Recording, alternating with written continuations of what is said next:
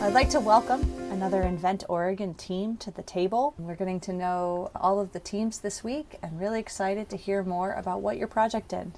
But I think I'm going to let you guys introduce yourselves. So if you wouldn't mind, why don't you share your name? Let us know what school you are representing, and I really want to know what your current degree is in. What program are you working on right now? Yeah, hi. The three of us are from Oregon State University. I'm Sean, studying mechanical engineering.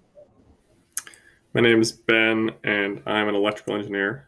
My name's Escher, and I'm a computer science major. Welcome. That's some wonderful diversity in the team. Speaking of the team, what's the team name and what are each of the roles that you're serving within the team? So we are Conrtava Neurotech, and I am the founder and also product design lead. Yeah, and I am doing most of the electrical hardware design. So Sean will give ideas for different features, and I will implement those. And I do the mobile app development, so I do the coding for that.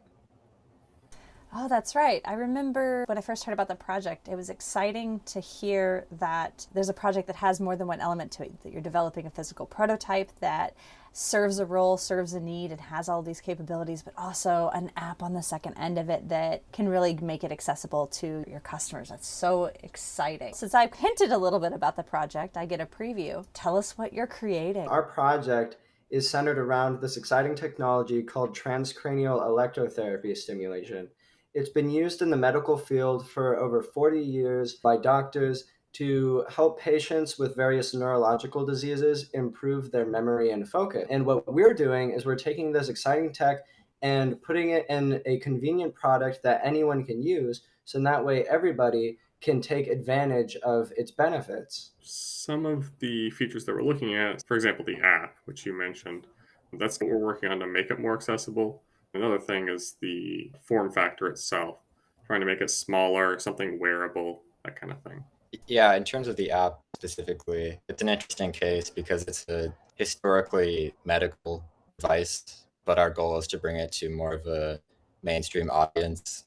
So we've taken considerations with both the design of the actual product and the design of our app in terms of making it accessible for audiences who might not be familiar with the technology. Speaking of audience, tell me more about who your target market for this is and what's the need for a service like this? Our initial target market is going to be college students. As many people know, the stress levels are at an all-time high, and this is due to rising competition and expectations. 30 years ago, it may have been completely fine to just have a degree, but nowadays employers, they expect students to be leaders, they expect them to have all sorts of extracurriculars and job experience and have a really high GPA. It's really difficult for students to stay on top of all of this, and it results in a lot of student stress. And in general, students are looking for ways to improve their performance, and our product will be able to provide that for them. With our product, students will be able to get their work done faster and also perform better on exams and on classwork. That's excellent. So I would love to know, where did this idea come from? How did you start down this path and get to the point where you're like, this is how we want to do this? I first heard about this technology about a year and a half ago or so. I was watching an episode of Shark Tank where another startup project was pitching their idea. While I thought the technology sounded really exciting, I thought to myself, there's no way I would use their product because it just looks so bulky and unsightly and it's hard to use. And I thought to myself, what if there's a way where we could still use this amazing technology, but have it not look bad and have it be easy to use? Then, after some brainstorming, it came to me, what if we could integrate the technology into a wearable device? And it went from there. That seems to come from such a genuine and dedicated place. I'm really interested to know, in your opinion, why is something like this important to society? I know you've touched on it already, but what problems does this solve, not just in your community, but the broader communities that you're a part of? If we zoom out for a moment, ultimately, humanity is like this giant interconnected web of individuals. If each individual is feeling more fulfilled in their work, performing better, doing more, it affects all of humanity in general. If individuals are happier and performing better and doing more, as a society and as a world, we're able to progress faster and do more. That is absolutely such an inspiration. Would you really like to see this project continue to grow? How do you want to continue to develop? As previously stated, our goal is to make this technology accessible to everyone, so everyone can reap the benefits that the technology provides. We believe if everyone is performing better, this will lead to a more productive and more fulfilled world. So our goal is to just make this technology as widespread as possible, one day having it be as commonplace as the iPhone. In terms of our software, I also want to get more fine-tuned to the user, and that could be in a multitude of ways, but in terms of the mobile app, using sensors or data to make the experience more fine-tuned as more people get this in their hands, something we were looking at. That goes hand in hand with the hardware development. We're planning on at some point maybe adding some more sensors to the platform, also some other features like perhaps wireless charging, that sort of thing, to make it more streamlined, more into a single integrated package. Oh, thank you so much. I want nothing but to see this everywhere, see this integrated into all kinds of programming with health and wellness at schools and other organizations. That's fantastic. As we know at InventOR, again, there's a lot of time and dedication put into these projects. We think that you're all amazing for taking your time, going to school, families, jobs, other commitments, clubs, organizations, and so many things with your professional development, that it's still always, we're always awestruck to see students who are also taking on innovation challenges. I would love to know, as you've went down this path of innovation and also entrepreneurship, what insights have you learned about yourselves, about what it's like to be an innovator? Man, there's quite a bit here. It's difficult for sure developing, at least on my end, a lot of this hardware. And I think in my past experience, I have worked on a team with other much more experienced engineers. So it is exciting getting to develop my own hardware on my own. It is a little daunting at times, I think, to be doing this design. And on this team, I am the most experienced person at what I do on this team. I wanted to add that on the one hand, while it's all so very new, we're learning as we go, we're bootstrapping as much as we can. The fact of the matter is, at the end of the day, we are doing it, we're making it happen.